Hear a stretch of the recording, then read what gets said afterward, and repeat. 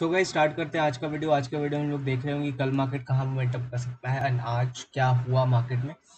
Literally बहुत बड़ा gap down था एंड क्योंकि गैप डाउन बहुत बड़ा हो गया था तो रिकवरी आना बनता था यार। बिकॉज अगर इतना बड़ा गैप डाउन होगा, जो लोग भी पुट होल्ड करके गया वो प्रॉफिट बुक जरूर करेगा, बट वो रिकवरी थोड़ा लंबा चल गया। लंबा चलने का कारण रिलायंस, मैं मतलब जहां तक मैं एनालाइज कर पाया कि रिलायंस ने एक बहुत अच्छा सपोर्ट दिया निफ्टी को स्टार्टिंग फर्स्ट हाफ में। ठीक है, फर्स्ट हाफ में रिलायंस ने एक अच्छा सपोर्ट दिया। अगर आप ध्यान से देखो तो फर्स्ट हाफ में रिलायंस अच्छा चला, बाद में गिरा। ठीक है, बाद में जैसे ही नीचे आया निफ्टी भी थोड़ा बहुत सेकंड हाफ में फॉल आपको दिख रहा होगा, ये फिर लास्ट में बाइंग मोमेंटम कंटिन्यू रहा। ठीक है, तो एक बॉटम से गैप डाउन खुलने के बाद एक अच्छा रिकवरी और ग्रीन कैंडल बना है। एंड क्योंकि इस बार दोनों साइड मूवमेंट हो गया है, मतलब अगर आप स्टार्टिंग में देखोगे तो पिछले एक्सपायरी में पुट साइड में अच्छे पैसे बन गए, फिर फ्राइडे को थोड़ा सेलिंग प्रेशर रहा, मंडे को गैप डाउन होकर रिकवर हो गया। तो कॉल को मतलब जो लोग पुट में पैसा कमाते हैं ऑप्शन बाइंग में उनको भी पैसा मिल गया, जो लोग कॉल में पैसा कमाते हैं ऑप्शन बाइंग में उनको भी पैसा मिल गया। तो मुझे नहीं लगता कि आने वाला 2 दिन और, क्योंकि वेंसडे को मार्केट बंद है तो कल है और फिर थर्सडे है डायरेक्ट, तो 2 दिन में मुझे नहीं लगता कोई बहुत बड़ा मोमेंटम होगा। 2 दिन मार्केट शांत रहने वाला है। जो रेंज मैं एक्सपेक्ट कर रहा हूँ 17,500 एक्सपेक्ट कर रहा हूँ अपसाइड में, कि 17,500 को नहीं तोड़, मतलब एक राउंड नंबर भी है। और क्योंकि गैप डाउन खुलने के बाद जो सपोर्ट था वो रेजिस्टेंस बन जाता है, तो अगर मार्केट ऊपर आता भी है तो ये रेजिस्टेंस हिट करके नीचे आ सकता है। तो 17,500 एक रेजिस्टेंस बन चुका है मार्केट के लिए। और डाउन साइड अगर सपोर्ट पूछोगे तो 17,200 एक अच्छा सपोर्ट है डाउन साइड के लिए। तो 17,200 से 17,500, क्योंकि यहीं से मार्केट एक अच्छा रिकवरी लिया था, तो ये 300 पॉइंट का जोन है जिसमें एक्सपायरी मार्केट निकाल सकता है। इसके अलावा मुझे नहीं लगता मार्केट में कुछ भी होगा। अगर इसके बीच में आपको खेलना है तो आप खेल सकते हो। अभी मार्केट एकदम मिडिल पे है, 17,500 17,300, उसका मिडिल आप 17,350 मान सकते हो। तो 350 के ऊपर आपको 150 पॉइंट है, 350 के नीचे आपको 150 पॉइंट है। एक प्ले आप ये ले सकते हो कि हाई टूटेगा तो लॉन्ग कर दो, ये वाला सपोर्ट टूटेगा तो शॉर्ट कर दो। लॉन्ग भी करोगे तो 17,500 पे एग्जिट करना। यहाँ 17,500 पे कोई रिवर्सल पैटर्न मिलता है तो आप खेल सकते हो, क्योंकि रिवर्सल पैटर्न में 300 पॉइंट का स्पेस है। अगर 17,200 पे कोई बुलिश पैटर्न मिलता है उसको खेल सकते हो, 200 पॉइंट से ऊपर का स्पेस है, 200-300 पॉइंट का स्पेस है। तो अभी रेंज में रहने वाला है मार्केट। टॉप पे शॉर्ट करिए, बॉटम पे बाई करिए, वही वाला सीन चलेगा। 2 दिन तो कम से कम मेरे हिसाब से वही वाला सीन चलेगा। 2 दिन कोई बहुत बड़ा मोमेंटम होगा नहीं, बिकॉज एक मोमेंटम हो चुका है, पुल बैक आ चुका है, फिर एक मोमेंटम हो चुका है। तो अब मैं एक्सपेक्ट कर रहा हूँ कि मार्केट यहाँ पे थोड़ा सा टाइम पास करे, उसके बाद एक फर्दर मोमेंटम कंटिन्यू करे, चाहे अपसाइड का मोमेंटम कंटिन्यू करे चाहे डाउन साइड का मोमेंटम कंटिन्यू करे। मार्केट नीचे जाएगा कि नहीं ये मैं बोल सकता हूँ मेरे एक्सपीरियंस से कि नहीं। मेरे हिसाब से मार्केट को ज्यादा नीचे नहीं जाना चाहिए। इसका ये मतलब नहीं कि मार्केट नीचे नहीं जाएगा, नीचे जाएगा लेकिन ज्यादा नहीं जाएगा। 17,000 पे सपोर्ट ले लेगा या 16,800 पे सपोर्ट ले लेगा।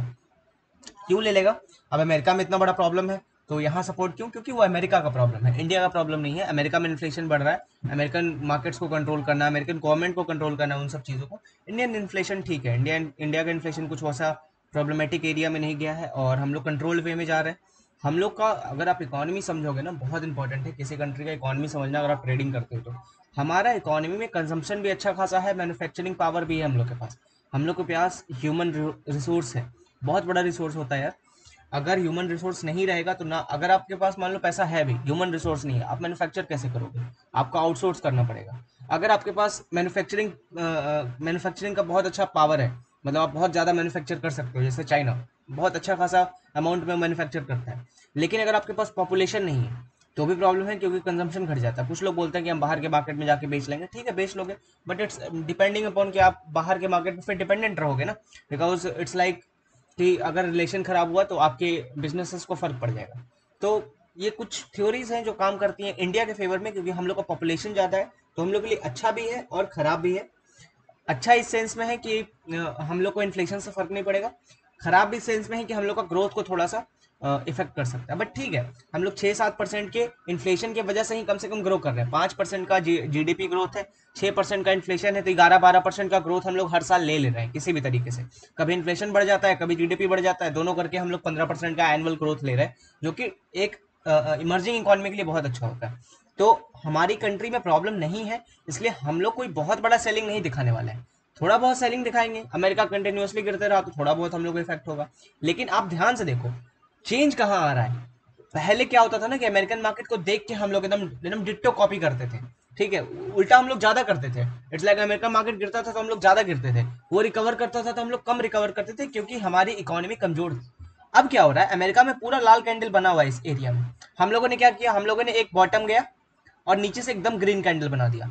अगर कुछ लोगों को समझ में नहीं आ रहा है तो दिखाता हूँ, डेली टाइम फ्रेम पे चलो, एक ग्रीन कैंडल आपको दिख रहा होगा डेली टाइम फ्रेम, ठीक है। न्यूज इफेक्ट के बाद गैप डाउन खोले, हम लोग रिकवर कर गए, हम लोग को न्यूज का कुछ खास फर्क नहीं पड़ा, सपोर्ट लेके हम लोग रिकवर कर गए, ठीक है। अमेरिकन मार्केट्स को देखिए, अगर आप अमेरिकन मार्केट्स को देखेंगे, डाउ जोन्स कितना बड़ा रेड कैंडल बना हुआ है, इस रेड कैंडल के रेप्लिकेशन में हम लोगों ने ग्रीन कैंडल बनाया, तो हम लोग टोटली अपोजिट खेल रहे हैं, टोटली अपोजिट। हम लोग का इकोनॉमी में स्ट्रेंथ दिख रहा है और अमेरिका के प्रॉब्लम्स अलग हैं इसलिए वो गिर रहा है, हमारे प्रॉब्लम्स डिफरेंट है इसलिए हम लोग नहीं गिरेंगे। और आई थिंक हम लोग का इकोनॉमी में अभी कुछ खास प्रॉब्लम नहीं है, एक दो प्रॉब्लम है अनएम्प्लॉयमेंट को लेकर के, बट ठीक है, मार्केट उसको कुछ खास सीरियस लेता नहीं है, अनएम्प्लॉयमेंट का प्रॉब्लम को मार्केट नहीं लेता है, because we are very largely populated country, हमारे यहाँ अनएम्प्लॉयमेंट होगा, हमारे यहाँ नहीं होगा तो किसके यहाँ होगा, तो अनएम्प्लॉयमेंट को मार्केट ज़्यादा सीरियसली नहीं लेता है। हमारी इकोनॉमी में अभी बहुत स्ट्रेंथ है और हम लोग बहुत ऊपर जा सकते हैं, और जो लोगों का एक गैप डाउन पे सेलिंग वाला मूड बन गया, इस वाले ट्रेंड को आई थिंक वो लोग भूल चुके हैं, तो इस वाले ट्रेंड को भूलिए नहीं, थोड़ा करेक्शन आना था, मेरे हिसाब से करेक्शन आ गया है, ये एक ट्रेंड है, एक नीचे थोड़ा डीप करेक्शन थोड़ा और ले सकता है और फिर कंटिन्यू कर सकता है। अब वो डीप करेक्शन कहाँ तक होगा ये हमको नहीं पता, हाँ हम लोग गिरेंगे लेकिन अमेरिका के जैसा एकदम फ्री फॉल नहीं कर जाएंगे, कि किसी भी दिन हम लोग का इंडेक्स 3, 3.5, 4% नहीं गिरेगा। अमेरिकन मार्केट की वजह से हम लोग नीचे खुले, लेकिन हम लोगों ने स्ट्रेंथ दिखाया और हम लोग ऊपर आए। हमको लगता है 17,200 और 17,000 के बीच में हम लोग बेस बनाएंगे। बेस बनाने के लिए हम लोग को यहाँ पे टाइम पास करना पड़ेगा, एक दिन 2 दिन या हो सकता है एक सप्ताह हम लोग यहाँ पे खड़े रहें। खड़े रहने से क्या होगा कि बायर एक्यूमुलेट होंगे, फिर हम लोग एक अच्छा अपसाइड रैली 18,000 के ऊपर हम लोग का स्पेस खुल जाएगा, हम लोग नया हाई लगाने जा सकते हैं। Maybe we will touch 19,000 और 20,000, आई डोंट नो, बट हम लोग एक फ्रेश हाई लगाने जा सकते हैं। फ्रेश हाई लगाने से पहले थोड़ा प्रॉफिट बुकिंग जो हो रहा है, और जो सेलिंग में प्रॉफिट बुकिंग था उसका इम्पैक्ट आपको आज दिख गया, जो लोग सेल करके गए थे वो एक प्रॉफिट बुकिंग कर लिए, ठीक है। तो आई होप अभी एक्सपायरी में कुछ खास लेवल है नहीं खेलने के लिए, अभी एक्सपायरी में मेरे हिसाब से स्ट्रैंगल वाले पैसा कमाएंगे या स्टाइडल वाले पैसा कमाएंगे, वो लोग ज़्यादा अच्छा पैसा कमाएंगे। डायरेक्शनल मूव हमको नहीं लगता अब मिलेगा 2-3 दिन तक, 2-3 दिन तक मार्केट मेरे हिसाब से शांत रहना चाहिए। कुछ लोग कॉन्ट्राडिक्टरी हैं कि यार विक्स इतना ऊपर है मार्केट कैसे शांत रहेगा, अपना अपना तरीका होता है एनालाइज करने का, मेरे हिसाब से मार्केट नहीं जाएगी कहीं, ठीक है। अब थोड़ा सा बैंक निफ्टी पे बात कर लेते हैं। अगर आप बैंक निफ्टी को देखोगे तो निफ्टी तो थोड़ा बहुत डीप करेक्शन ली भी है, निफ्टी ने प्रीवियस स्विंग लो को ब्रेक किया है, इस वाले स्विंग लो को ब्रेक किया है, बट बैंक निफ्टी ने इस वाले स्विंग लो को भी ब्रेक नहीं किया, तो बैंक्स तो और स्ट्रेंथ दिखा रहे हैं, तो मेरे हिसाब से बैंक्स तो इस स्विंग लो को भी डिफेंड कर ले जाएंगे, मेरे हिसाब से अकॉर्डिंग टू मी डिफेंड हो जाएगा। और मार्केट अभी 38,200 पे है, तो बहुत तो बहुत यहाँ से 400-500 पॉइंट ऊपर अगर आप चले जाओ तो 38,800 एक अच्छा लेवल होता है, जहाँ पर मार्केट को देखो ये वाला जो जहाँ से टूटा था ना, वहाँ पे रेजिस्टेंस फेस कर सकता है 38,800, और बॉटम पे अगर सपोर्ट लेना होगा तो 38,000 इसके लिए एक अच्छा सपोर्ट है। तो 38,000 से 38,800 में ये घूमने का कोशिश करेगा, बेस फॉर्मेशन करने का कोशिश करेगा, तो I am expecting a sideways momentum between the range of 800 point for 4-5 days, ऐसा मैं एक्सपेक्ट कर रहा हूँ। हाँ, अगर लो टूटा, अगर यहाँ से फिर से सेलिंग स्टार्ट हुआ तो हम लोग थोड़ा सा प्रॉब्लम में आ सकते हैं, लेकिन सेलिंग स्टार्ट होने का कारण चाहिए। कोई भी चीज़ मार्केट में ऐसे ही नहीं हो जाता है कि बस मन कर रहा है तो सेल कर रहे हैं, मन कर रहा है तो बाई कर रहे हैं, मार्केट को भी गिरने का कारण चाहिए होता है, ऊपर जाने का कारण चाहिए होता है, हर चीज़ का मार्केट एक वजह ढूंढती है। गैप डाउन का वजह मिला मार्केट को क्योंकि अमेरिका में इवेंट हुआ जो कि नेगेटिव रहा। ट्रेडर्स देखो, एक अगर सिंपल चीज़ मैं बताऊं, अमेरिका में जो इवेंट हुआ उसका रिएक्शन अमेरिका ने दिया और अमेरिका ने एक बड़ा रेड कैंडल बनाया। आप थोड़ा सा ना सेंटीमेंट समझने की कोशिश करो कि सेंटीमेंट क्या होता है। अमेरिका में इवेंट हुआ कि जैक्सन होल इवेंट में जो वहाँ के आई थिंक गवर्नर थे, सॉरी चेयरमैन थे, गवर्नर तो यहाँ के होते हैं ना, आरबीआई का गवर्नर होता है, वहाँ तो चेयरमैन होता है, तो वहाँ के चेयरमैन ने बोल दिया कि भाई हम लोग इंटरेस्ट रेट को इंक्रीज करते रहेंगे बिकॉज हम लोग को अपने इन्फ्लेशन को कंट्रोल करना है। जैसे ही उन्होंने ये बोला उसके अगले दिन अमेरिका, अगले दिन नहीं मतलब उसी दिन अमेरिका ने एक बड़ा फॉल दिया, यानी वहां ट्रेडर्स ने रिएक्ट कर दिया इवेंट को, ट्रेडर्स प्ले किए, ट्रेडर्स बाई सेल जोन को करना था किए। उस जब इवेंट हो रहा था इंडियन मार्केट बंद था, इंडियन मार्केट तो नहीं खुला हुआ था, इंडियन मार्केट ने उस न्यूज पे आज रिएक्शन दिया, मतलब Indian traders, investor, retail players उस इवेंट को ले ही नहीं रहे कुछ। हम लोग तो पॉजिटिव क्लोज हुए हैं, गैप डाउन खुले लेकिन क्लोज तो पॉजिटिव हुए, तो जिस इवेंट पे अमेरिका नीचे गया है हम लोग पॉजिटिव हैं, तो नेगेटिव न्यूज में भी हम लोग पॉजिटिव खड़े हैं, तो हम लोग में स्ट्रेंथ है। तो यहाँ से सेलिंग आना अपने आप में बहुत बड़ी बात है कि और सेलिंग आएगा, अगर आता है तो फिर इंडिया को अपना कारण चाहिए। इंडिया में अगर सेलिंग वाला ट्रेंड को कंटिन्यू करना है, इतना बड़ा स्ट्रॉन्ग मोमेंटम होने के बाद अगर किसी को सेलिंग ट्रेंड को कंटिन्यू कराना है तो India will need a strong reason to go down, और वो इंडियन इकोनॉमी पे होना चाहिए, बाहर के इकोनॉमी पे नहीं। अफ्रीका में अगर किसी को न्यूज़ पता है, अफ्रीका में हम लोगों ने शायद 20 बिलियन के आसपास, मुझे एग्जैक्ट नंबर नहीं आता है तो मैं नंबर्स में ऊपर नीचे हो सकता हूँ, उसमें माफ़ करना मेरे को। इंडिया ने 10 बिलियन से ऊपर इन्वेस्ट किया है, मतलब लोन दिया है अफ्रीका को।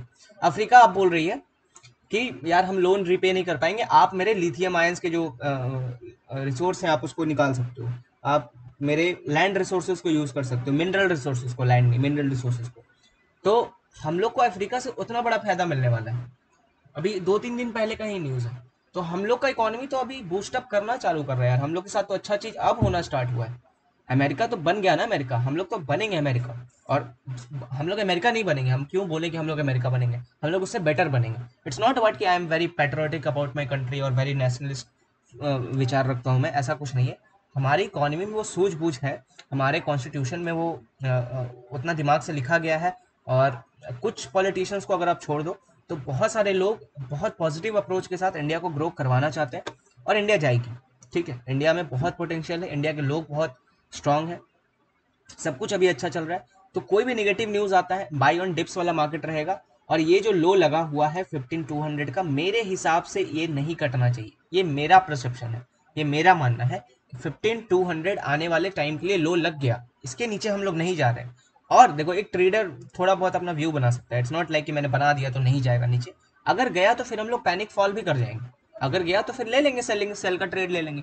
लेकिन हाँ, बीच में ऊपर नीचे खेल सकते हैं, लेकिन 15,200 हम लोग का लो लगने वाला, मतलब 15,000 तो एक राउंड नंबर आप पकड़ के चलिए, उसके नीचे हम लोग नहीं जाने वाले। तो कोई भी डिप मिलता है आप उस पर बाई करिए, स्टॉक्स बाई करना, स्टॉक्स करिए, इंडेक्स में जो आपको उठाने का शौक है इंडेक्स उठाइए, तो आपके ऊपर है। बट मैंने तो अच्छा खासा आज बाइंग पोजीशन क्रिएट किया, निफ्टी बीज मैंने अच्छे खासे उठाए, थोड़े बैंक बीज उठाए, थोड़े बहुत आईटी बीज उठाए, तो मैं सारे इंडेक्स फंड्स में पैसा डाल रहा था जब मार्केट नीचे आ रही थी। तो मेरे लिए तो बहुत इंपॉर्टेंट है, जब मार्केट नीचे आती है मैं खरीदता हूँ, because I am very positive on the India. India grow करेगा, मैं इंडिया पे बेट कर रहा हूँ, एंड थोड़ा बहुत तो ऊपर नीचे चलते रहता है। As a trading perspective market range में रहेगा, 4-5 दिन रुकना चाहिए। और अगर मेरा पोजीशन पूछोगे तो मैंने आज कुछ नहीं किया, मेरा एक आयरन कॉन्डोर चल रहा था, मैंने सारे आयरन, मेरा जो एक लेग था कॉल वाला लेग था, क्योंकि मार्केट गैप डाउन खुला था, तो मैंने अपने आयरन कॉन्डोर को 400 पॉइंट अंदर कर दिया है। ठीक है, तो जो मेरा आयरन कॉन्डोर 800 पॉइंट का था, अब वो 400 पॉइंट का रह गया है। मैं 17,900 का कॉल सेल था और 17,100 का पुट सेल था, उसको मैंने घटा के 17,100 का पुट सेल और 17,500 का कॉल सेल कर दिया। तो मैंने अपने आयरन कॉन्डोर को आधा कर दिया, आधा करने से हुआ क्या, मेरा प्रॉफिट इंक्रीज हो गया, लॉस डिक्रीज हो गया, बिकॉज मैंने शिफ्टिंग किया, एडजस्टमेंट नहीं किया। बहुत लोग एडजस्टमेंट और शिफ्टिंग का डिफरेंस नहीं समझते। एडजस्टमेंट जब आप करते हो तब आपकी अटकी हुई होती है, वहां पर आप अपना लॉस घटाना चाहते हो, उसके लिए आप अपना प्रॉफिट कुर्बान करते हो। जब आप शिफ्ट करते हो तो आपको लॉस नहीं घटाना है, आप मैनेज करना चाह रहे हो, आप बैलेंस करना चाह रहे हो अपने ट्रेड को, उसमें आपका प्रॉफिट इंक्रीज होता है, लॉस डिक्रीज होता है। ठीक है, तो मैंने शिफ्टिंग किया है, शिफ्टिंग करने से क्या हुआ है, मेरा लॉस डिक्रीज हो गया। मेरा जो मैक्सिमम लॉस 17,500 था इस वाला आयरन कंडोर में, अगर ये ऊपर का इसको और नीचे के ये दो को पकड़ोगे तो मेरा 7500 का मैक्स लॉस था, अगर मार्केट मेरे रेंज के बाहर जाता। अब मेरा लॉस घट गया है, अब ये इसको सिर्फ पकड़ोगे तो मेरा लॉस 6,000 हो गया, प्रॉफिट 4,000 हो गया। ठीक है, तो max profit 4,000 and max loss 6,000 है। तो जैसे जैसे मैं अंदर जा रहा हूँ मेरा प्रॉफिट बढ़ेगा, लॉस घटेगा। और प्लान क्या है, प्लान बहुत सिंपल है, अगर मार्केट 17,500 क्रॉस करती है तो मैं स्ट्रैडल बना दूंगा, स्ट्रैडल बना के आयरन फ्लाई में कन्वर्ट कर दूंगा। अगर मार्केट 17,100 क्रॉस करती है डाउन साइड, अगेन स्ट्रैडल बनाऊंगा, आयरन फ्लाई में कन्वर्ट कर दूंगा। और मेरे पास कितना दिन ही संभालना है, मुझे मुझे कल संभालना है और फिर थर्सडे संभालना है, मतलब कल भर संभालना है, वेडनेसडे तो फिर बंद ही है, तो फिर थर्सडे डायरेक्ट खुलेगा, तो 2 दिन का और ट्रेड बचा हुआ है, 2 दिन मेरे को संभालना है। 2 दिन के लिए मेरे पास 400 पॉइंट है, 400 पॉइंट 2 दिन के लिए अच्छा होता है निफ्टी में, ऐसा नहीं कि 400 पॉइंट बहुत, मतलब मैं संभाल ही नहीं पाऊंगा। अभी अगर ध्यान से देखोगे तो अभी निफ्टी क्या दिखा रही है, एसडीएक्स देखो 30 पॉइंट ऊपर दिखा रहा है, तो बहुत बड़ा गैप अभी हम लोग नहीं दिख रहे हैं। हाँ, लेकिन हाई टूटेगा तो थोड़ा बहुत हम लोग मोमेंटम में जा सकते हैं, ये आप थोड़ा सा ध्यान रखो। तो आई होप आज के लिए हो गया बहुत, थोड़ा बहुत आपको आइडिया लग गया होगा। और प्लीज़ इन्वेस्टमेंट बेचने का ज़रूरत नहीं है, हम लोग नहीं गिर रहे हैं, हम लोग बहुत पॉजिटिव हैं। हाँ, बॉटम पे जो लोग मिस कर दिए उनका फिर उनका किस्मत है। अब फिर से डिप आया है, अगर स्टॉक्स करेक्ट आपको दिख रहे हैं कि स्टॉक्स 10-12% नीचे हैं तो आप खरीदिए, बहुत अच्छा यहाँ से मूवमेंट ले सकता है। अगर क्रैश होगा फिर से खरीद लीजिएगा। हाँ, आप आरकॉम अगर खरीद रहे हो तो आपको प्रॉब्लम है, आप अगर अच्छे स्टॉक्स में इन्वेस्ट किए, अगर जोमेटो खरीद रहे हो तो आपको प्रॉब्लम है, अब एलआईसी में इन्वेस्ट कर रहे हो आपको प्रॉब्लम है, पेटीएम में इन्वेस्ट कर रहे हो, पेटीएम तो अब ठीक ठाक हो गया, पेटीएम अब सही वैल्यूएशन पे आ गया, वो चलता है, अच्छा चल रहा है। लेकिन अगर किसी खराब कंपनी में हो तो आपको हमेशा प्रॉब्लम है, मार्केट ऊपर जाएगा तो भी आपको प्रॉब्लम है। हाँ, लेकिन फंडामेंटली गुड कंपनी में आप हो जितना नीचे आता है खरीदते जाओ, नीचे आता है खरीदते जाओ, नहीं मरेगा। ठीक है, वो कोई फ्यूचर ऑप्शन नहीं है कि थर्सडे को एक्सपायर हो जाएगा, फ्यूचर है 1 महीना बाद काटना पड़ेगा। वो तब तक जीरो नहीं होगा आपका पैसा जब तक वो कंपनी बंद ना हो जाए। तो have trust on your investing reason कि आपने क्यों इन्वेस्ट किया था उस कंपनी में। अगर वो रीजन खत्म हो गया तब निकलना बनता है, अदरवाइज अपने इन्वेस्टिंग को अभी बेच देना। लॉन्ग टर्म इन्वेस्टिंग को थोड़ा सा मैं बोलूंगा एक फुलिश डिसीजन होगा, एक सेंटिमेंट वाला डिसीजन होगा। अभी आपको होल्ड करना चाहिए और उल्टा अभी ऐड करना चाहिए, ऐसे टाइम पे आपको ऐड करना होता है। और बाकी सब तो अभी परफेक्ट चल रहा है गाइस। तो मिलते हैं अगले वीडियो में, तब तक के लिए I can say keep growing and keep